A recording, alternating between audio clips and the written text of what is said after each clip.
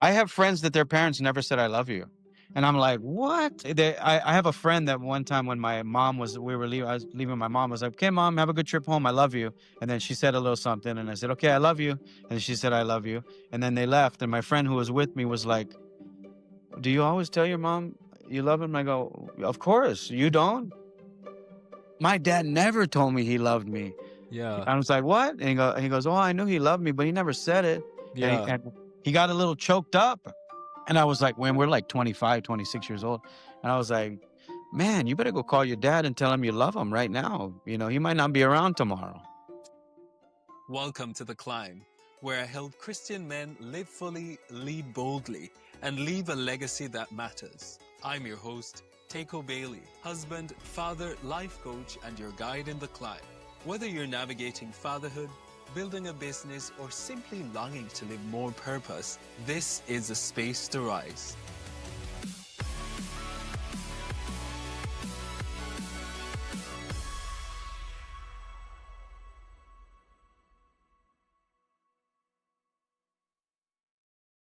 Welcome to The Climb. It's a pleasure having you here.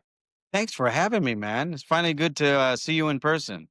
Definitely. Kind of. Well, yeah, it's the virtual world, so it's Yeah. just close enough to face.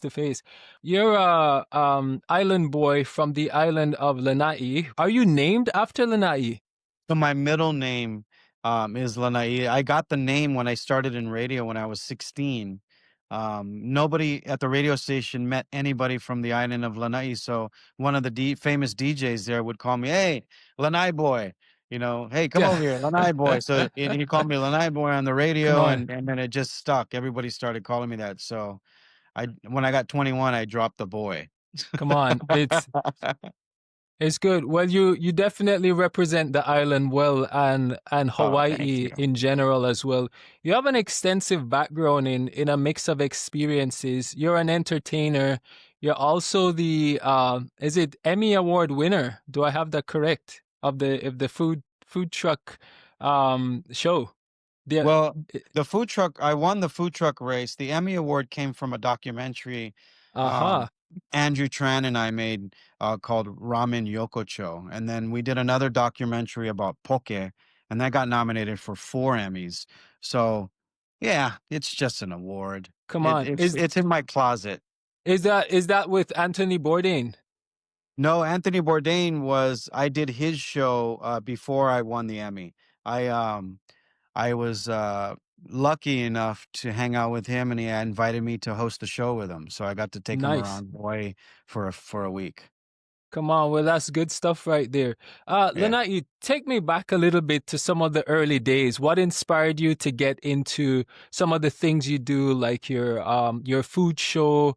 You're also a radio host as well, and the amazing things that you do through your entrepreneurial background.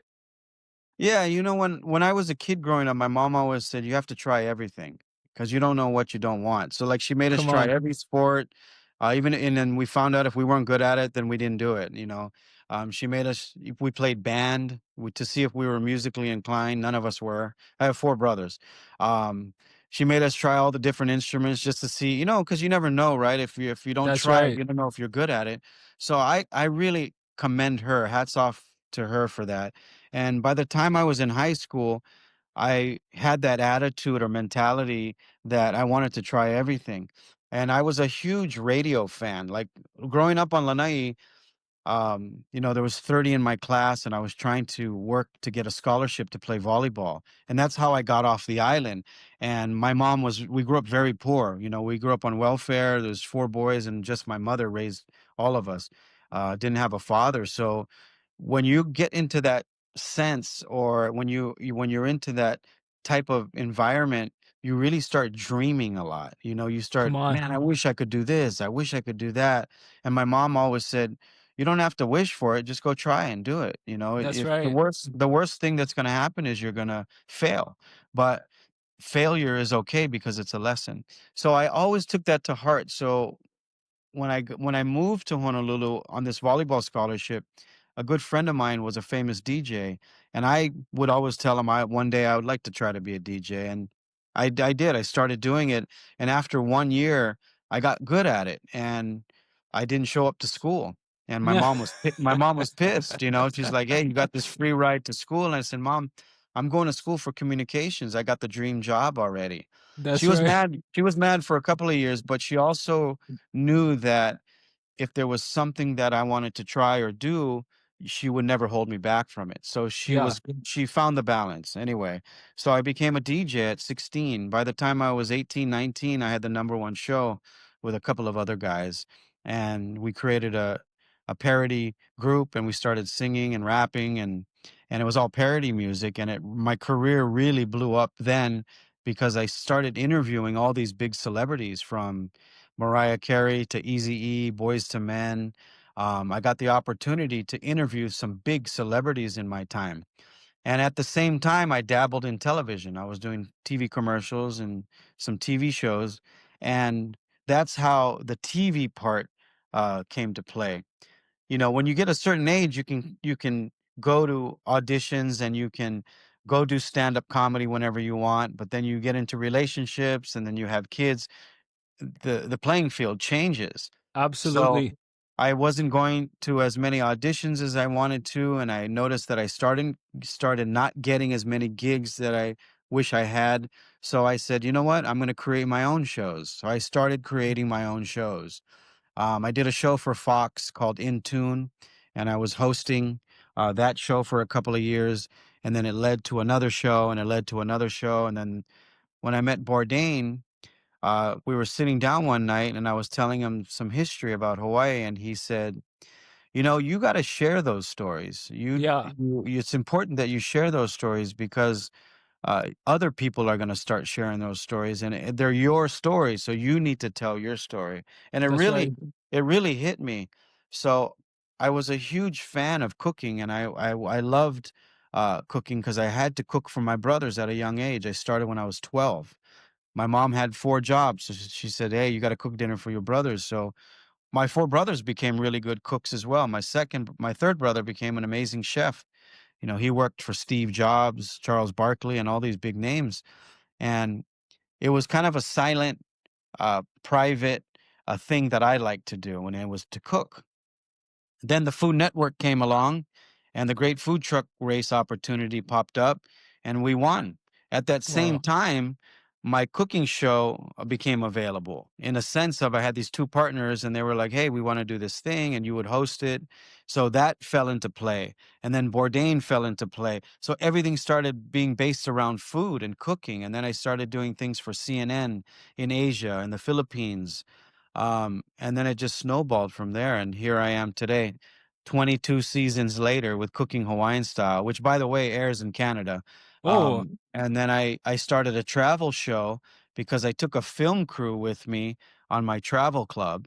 And they're like, "Hey, you should create a TV show around this." So we're in our 3rd season of the travel show now, which is based around food. I love it. I love your pioneering spirit. You definitely, you know, you carry, I would say, the ancestors or the generations with you in some of what you're doing because the island of Lanai, if I'm correct, it's known for its pineapples. Is that correct? Yeah, it was once T- upon the time the world's largest pineapple plantation. Talk to me And a little bit about that, the history, because you know, just also having an island background myself. yeah. One of the things I learned about pineapple is that the crown of the pineapple is symbolic of royalty. Uh, And I find that through a lot of our island pieces, the pineapple symbol also represents hospitality. And for most island people, that is something that we carry with us naturally. But I see also that your giftings have opened up unique doors and opportunities for you.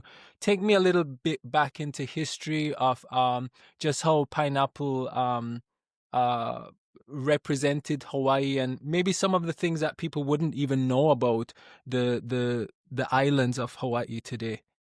Oh, awesome. You know, before I get into that, going back to your comment before you mentioned the pineapple about you like how I live and bring back some of my history and my ancestors and what they taught me. I think that's what Hawaiians are about. Hawaiians are Yes. about preserving our culture and about sharing those stories. Back in the day, there was a lot of storytellers because we didn't write anything down. And of course, you had mele or music Yes. that was written in chants or songs. But yeah, it's something that I think is important, and I think it's something that is lost in the next generation. I ask kids all the time, "Where do you come from?" And then they're like, "Oh, Hawaii," and I go, "No, where do you come from? Where's your grandmother Mm. from? Where's your great grandmother from? Yeah. Why are you Filipino, Hawaiian, Italian, Chinese, Japanese?" And a lot of people don't realize that the plantation days are a big part of our culture. You know, in 1850s, sugar started in Hawaii in 1805. The first sugar plantation was opened in 1805 on the island of Lanai by a Chinese man. But there was no steamships, so it was very costly to get the sugar cane from Lanai to Oahu, Oahu to San Francisco. So it Uh-huh. it failed, and then the 1830s come around. Sugarcane then starts coming back because more people were coming from the continent to come and visit Hawaii. Missionaries came, businessmen came, sailing was popular. So the sugar plantation really blew up in the 1850s. You had Chinese, Japanese, Koreans, Filipinos, Portuguese, Puerto Ricans, uh, Spanish, and they were all coming here to work on the plantations. By 1900, there were about 400,000 immigrants working on the sugar plantation. Now, when you got 400,000 immigrants from all these different ethnicities, and you have Hawaiians, which was less than 150,000, I think, by then, because Captain Cook wiped out a lot of the Yeah. population. You have an infusion of a lot of Asian things: Japanese, Chinese, Korean, Filipino. You have an infusion of all these different uh, foods. You have an Mm. infusion of culture. You have infusion of people's lifestyles. So when you look at what Hawaii is today, it really truly is a melting pot because you have all these different things. And people don't realize that we have Hawaiians, Kanaka Maoli, and we have Hawaiian style, or uh, people that are mixed. There's very Yes. rare half, 50%, or even 100% Hawaiians left. I have this much, I have an Yeah. eighth. But here, the way I was brought up and the way my tutu and my mother and everyone raised me, it was the Hawaiian way, and that is to share. Is really what aloha is to share. And it's funny because my grandmother used to make jokes all the time. We shared so much we lost our land.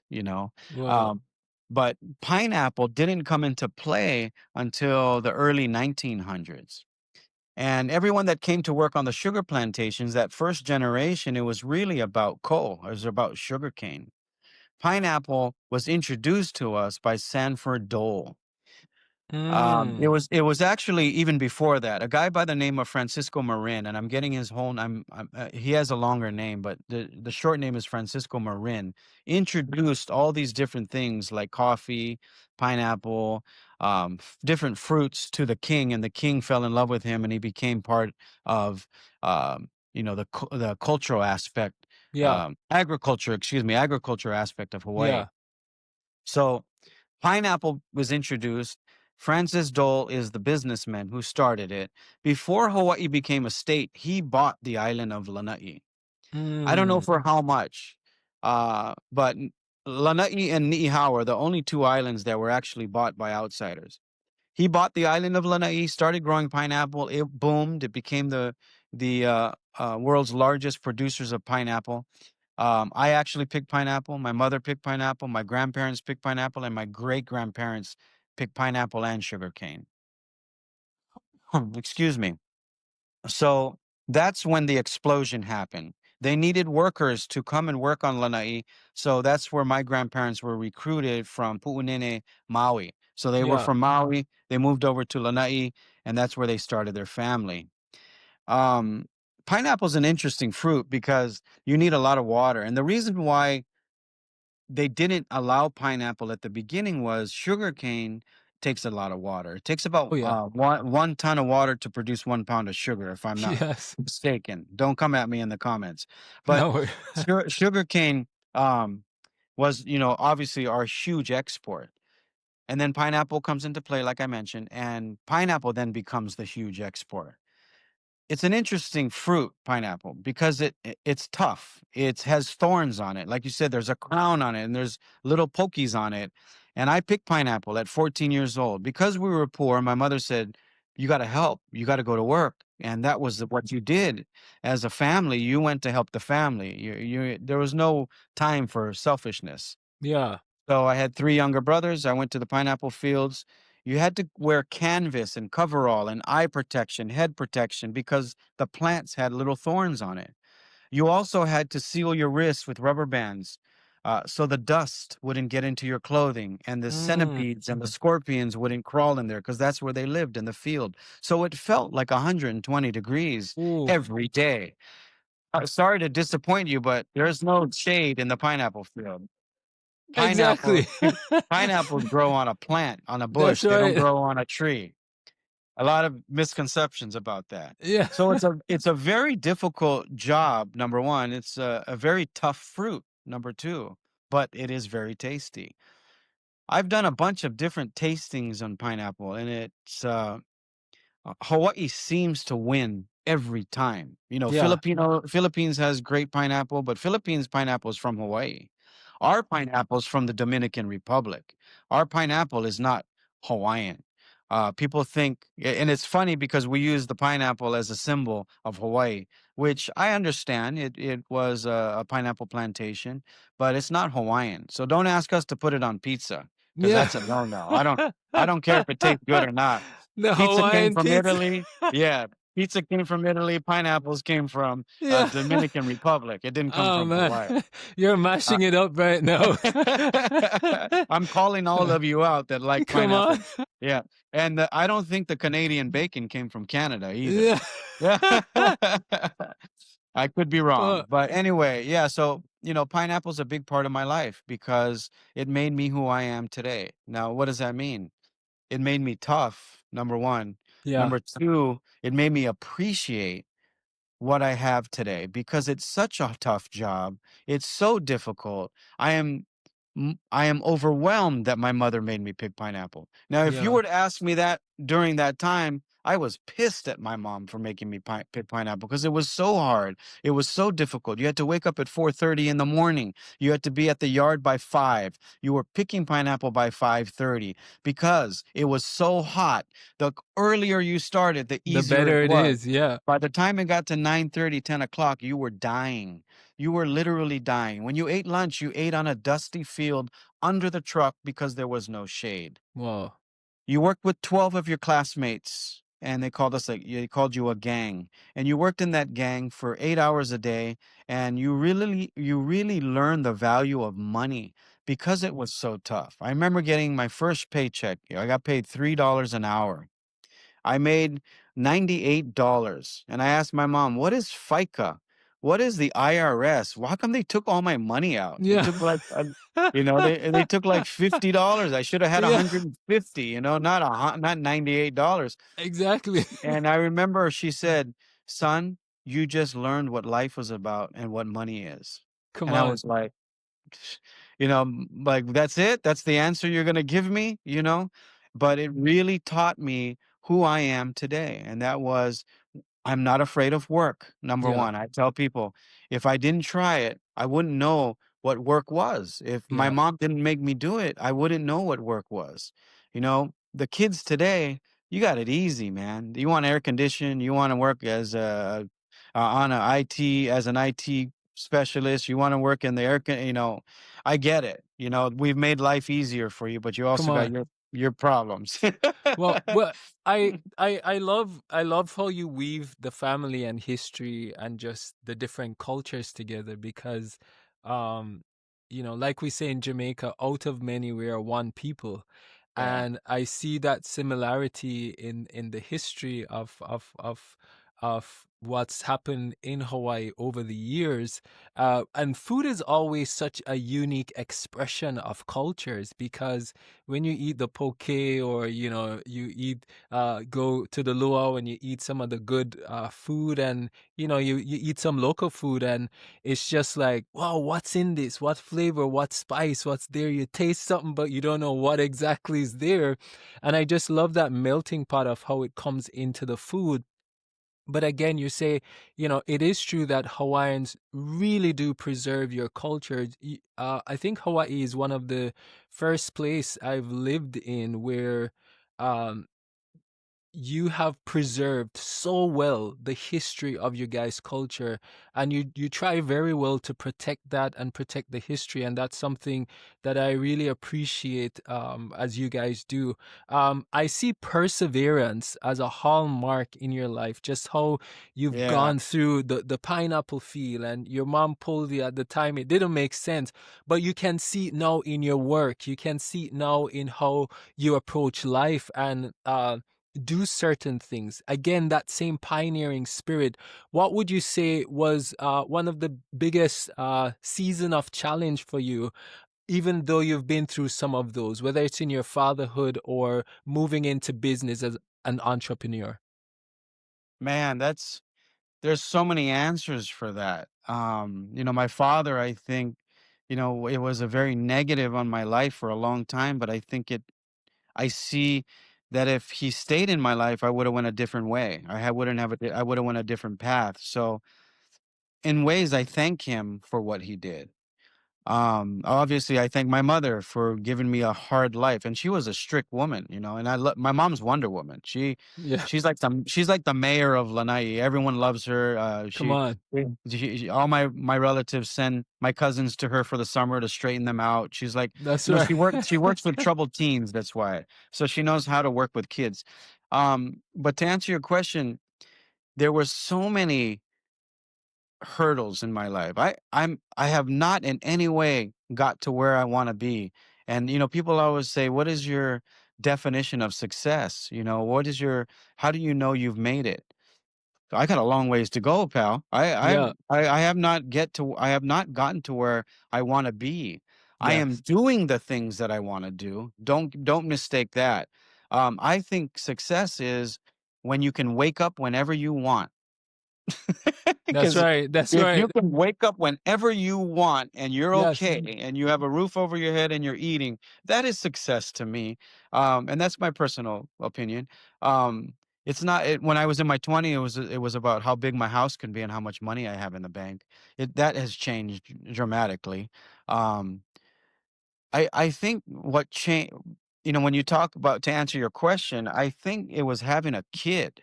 It was yeah, having I got two girls, and I was running so fast in my 20s because I was living the life. I was in the entertainment world. I had 3 houses, I had 4 cars, I had money, I was running hard, I was traveling. And then as soon as I had a kid, that all changed. The perspective changed. You don't work yeah, for yourself anymore. It's not about you anymore. It's about these kids, right? And I had my first kid kind of late. I was in my early 30s. A lot of people start families in their 20s, late 20s, yeah, or what have you. But considering, I think it was a little bit later. So I had time to enjoy the fruits of my labor, so to speak, in the party zone. come And on. then, in your 40s, you start thinking, you start working hard, and you start working for your goals, and you start working for those dreams that you had. And then in the 50s, in your 50s, I'm 56. I just turned 56 last week. You start Congrats. Thank you. You start figuring out, okay, what's the end game? The fourth quarter. What's going to be the fourth quarter? So Yeah, I'm still learning, to answer your question. I am still trying to figure out uh, what it is that I want to do. Because I do so many things. My friends always tell me, you got to focus on one thing. That's not how I operate. That's not how I'm wired. If I focus on one thing, I'll be a mess. I'll be unhappy, first of all. Uh, I won't have any energy. Doing many things keeps my energy up. It keeps me young. It keeps me what I want to do. Um, so the thing, I think, to answer your question, is probably having a kid and becoming an adult. yeah, That really, when you have that kind of responsibility, it really teaches you how to become an adult. Hey, pay your bills on time. Hey, you got to pick up somebody from school. Oh, yeah, so it's not my time anymore, yeah. right? And then, oh, you got to bring them to hula practice. I got to bring them to Oh, hula yeah. practice now. And then, how much is hula? How much is Oh, soccer? yeah. You know what I mean? It's like, it's not about you anymore. So that really changed my perspective on life. It changed my perspective on money. So I got two lessons on money. One was from my mom and how to appreciate it. Two was now you have to manage it. Yeah, And yeah, so when I to answer your question, there's a lot of answers I think for that, you know. yeah. There's a bunch of things that happen. So, fatherhood has taught you a different type of responsibility, and pretty much that life isn't so much your own anymore. It's more investing in your kids and being present for them. What if you were to speak to a father today who's kind of just up and coming and having his first kid? Um, how would you encourage him? Because I find that a lot of guys are still trying to figure out how to navigate that journey, and even though, as you've said, you don't necessarily have it perfect or figured out everything yourself. I feel like you have some years ahead of a couple of guys where, what would be those words of encouragement if you had the chance to sit with him and just say, hey, here are a few things I can share with you? That's a good question. There are a few things. One I think is time. You can't reverse time. You only have a little bit of time. Um, so if you think you're spending a lot of time with your kids, you're not spending enough. Ooh, You're not spending enough. I was at every event, every school play, every school recital for both of my girls. And I travel a lot. And at that time I wasn't traveling as much, but I made it a point that to get their school calendar and say, okay, I can't do anything on those days, number one.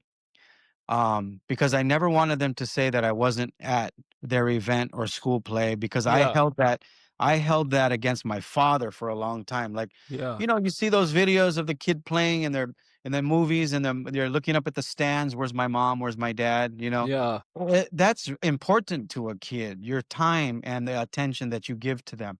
So one of the big things I tell people is time. If you think you're spending a lot of time with your kid, it's not enough. That's the first thing. The second thing is you have to stand firm. Arguments are going to come up, especially when they turn teenagers. That's the fun part. Good luck. I highly recommend this book, Strong Fathers, Strong Daughters, if you have daughters, number yeah. one. I don't have any boys, so I don't know how that works. I don't know how my mom did four boys because I would have been a nervous Well, wreck. I've got the boys over here, so You I'll got throw boys, so something yeah. in. Yeah, But if you have daughters, I recommend the book Strong Fathers, Strong Daughters. And one of the biggest takes out of that book that I got was you are your, and this goes for men, for sons. You are your kid's superhero. If absolutely. 20 people tell your kid that that fire is hot, they're not going to listen to you when you tell them. But when they get older, in the back of their mind, they're conscious, they're going to hear your voice. The fire is hot. So Number true. one.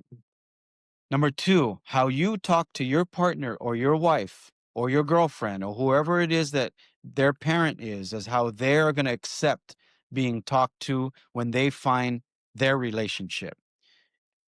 This is how break it down. If I if I talk to my daughter's mom in a mean spirited way, if I yelled, if I cursed, they're going to grow up thinking that is the way to do it. That is the natural way to do it. If I talk to their mother with kindness, compassion, and empathy, they're going to find a man with kindness, passion, and empathy. 9 times out of 10. Sometimes it doesn't work, but in the back of their mind, in their conscious, they are going to know I really need to find a man with kindness, passion, and empathy. I need to find a man who doesn't yell. I need to find a man who doesn't abuse. It's very key, I think, and important. You have to remember when kids are 3 to 4 years old, right around that time, their minds are wet cement. Whatever impression that they have, you don't think you're making an impression, but whatever impression that you make on them, they will remember for the rest of their lives. It'll be embedded to them. I'm not a doctor. My mom works with abusive teens. She works with troubled teens. I've learned this along the years. I had the opportunity to work at the the men's prison for a couple of years with for counseling. I have the opportunity to work in the boys' home for a couple of years for counseling, and you see those patterns. You see those kids tell you, "Oh, my mom did this. My Yeah. dad said that." And they're 18, 19, they're in their 20s, and they're talking about 5, 6, 7 years old, It's the things formative that happen. years. Yes. It's the So, formative. yes. So the second thing to wrap up that answer is be careful what you say to your kids at a very young age and how you treat their mother, because that's what they're going to look for in a relationship when they get older. Those two things are probably the most important to me. And then the third thing is I think is just as important as number one is always tell your kids that you love them. Come on. Come on. I have friends that their parents never said "I love you," and I'm like, "What?" And they go, "Because I have a friend that one time when my mom was we were leaving, I was leaving my mom, I was like, "Okay, mom, have a good trip home. I love you." And then she said a little something, and I said, "Okay, I love you." And she said, "I love you." And then they left, and my friend who was with me was like, "Do you always tell your mom you love him?" I go, "Of course. You don't?" Yeah. Come on. My dad never told me he loved me. Yeah. I was like, "What?" And he goes, "Oh, I knew he loved me, but he never said it." Yeah. And he got a little choked up. And I was like, when we're like 25, 26 years old, and I was like, "Man, you better go call your dad and tell him you love him right now. You know, he might not be around tomorrow." So good.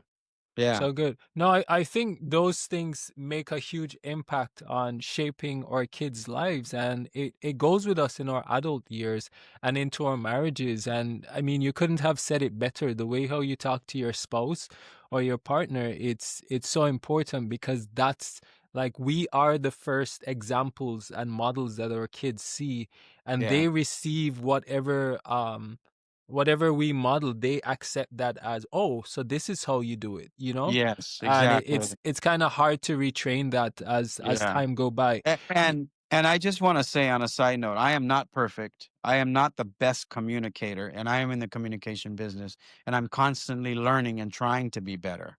You know, because I know my girlfriend's probably going to watch this, so I'm saying that. But you know what I mean?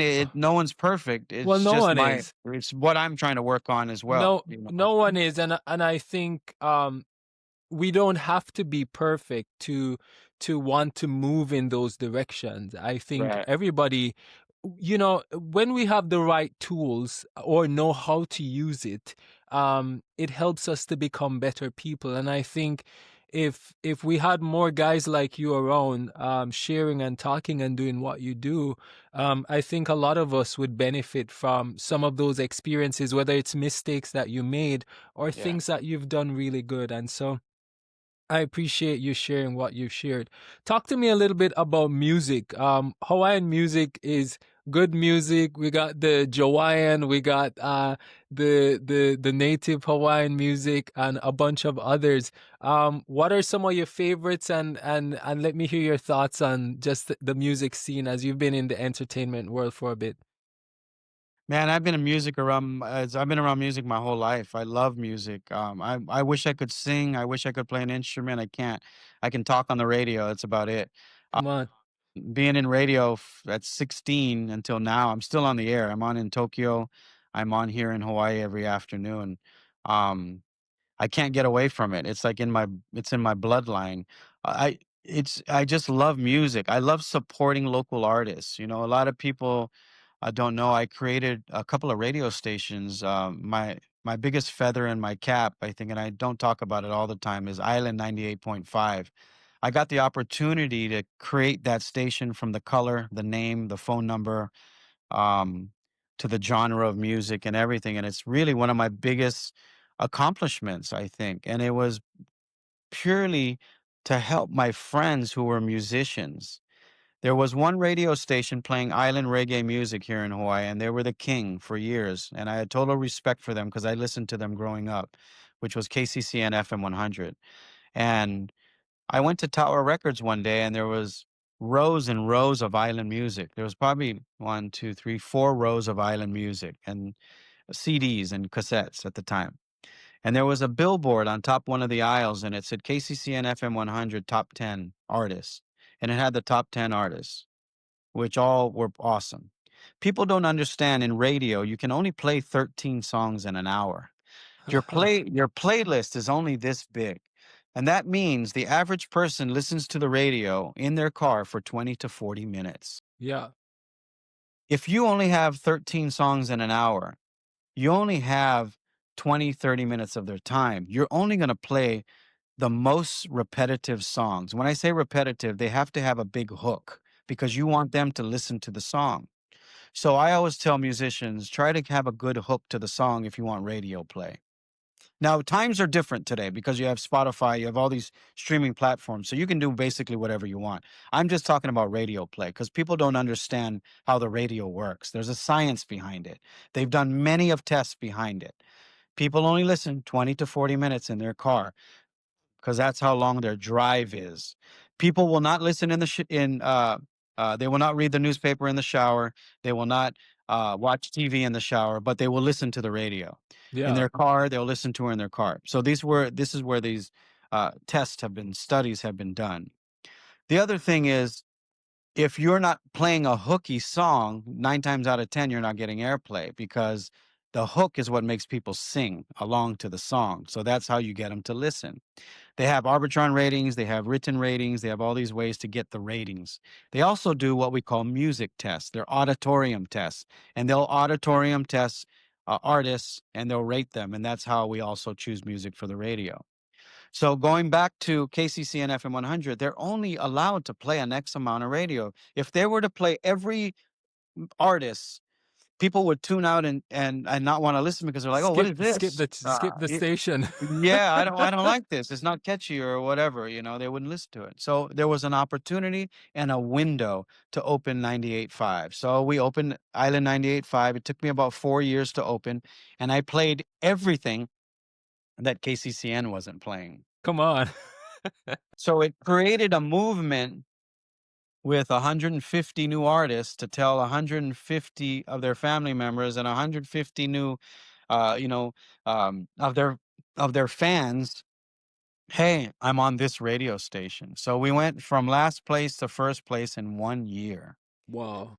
And I learned a lot during this time because there was a lot of artists that weren't getting airplay, and those artists became your best friends. Come on. Now you have more artists coming because they see there's more opportunity. So more people started recording music. And when I say I learned a lot, now you have a whole group of artists that But weren't getting airplay again. yeah. So now they're mad at me because Yeah. I'm not playing their music, but they don't realize you only have 13 to 14 songs in an hour. You only have X amount of songs, 30 songs on a playlist that you can rotate. Every Tuesday we add new music. So we try to take out the stuff that's not testing well and we put in the new music. That's right.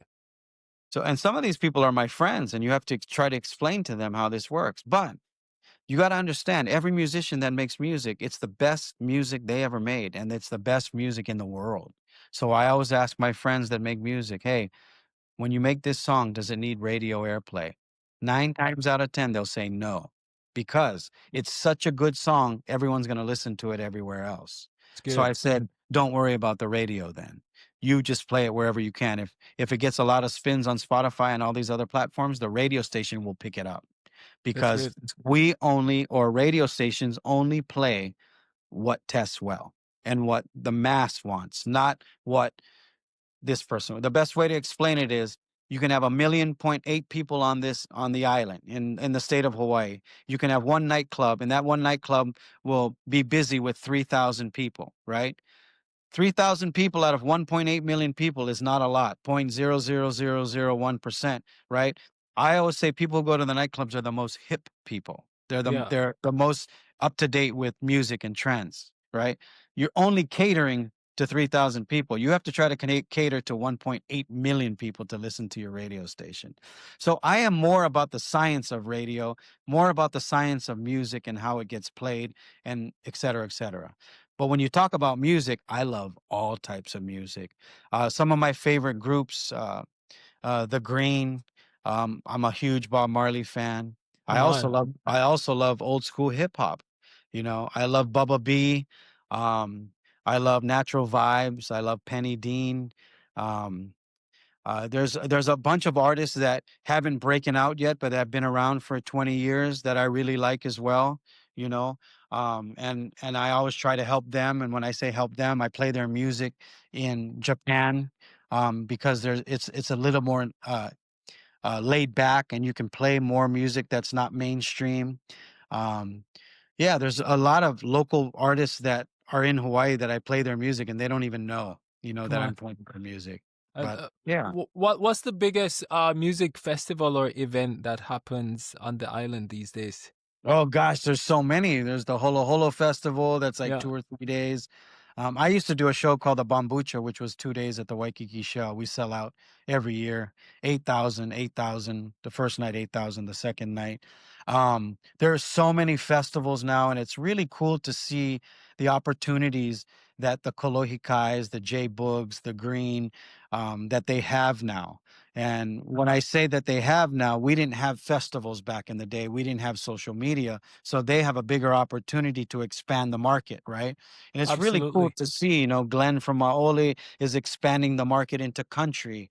You're seeing groups, and I keep mentioning them, like the Green, doing festivals like the Vans Warp Tour, or, they're stretching the music out to different audiences. J Boog has been doing an awesome, uh, um, doing an awesome thing doing with all these different festivals, and Kalohi Kai has been doing it. So it's cool. It's cool that this is happening for Hawaii style music, or island music. I love that. As we're wrapping up, Lanai, what would is there any projects or anything you're working on that you want people to know about, or any of your platforms that you'd love to have some of our listeners go check out? Man, there's so many cool things I'm working on. I've been on a quest to save local businesses in Hawaii, iconic local businesses. I've got the opportunity to work with Local Slippers. Local Slippers has been around since the 70s, and that Oh rubber yeah, slipper, everyone owns one. yeah, And they're doing a little revamp. They're doing some cool collaborations. If you get a chance, follow Local Slippers.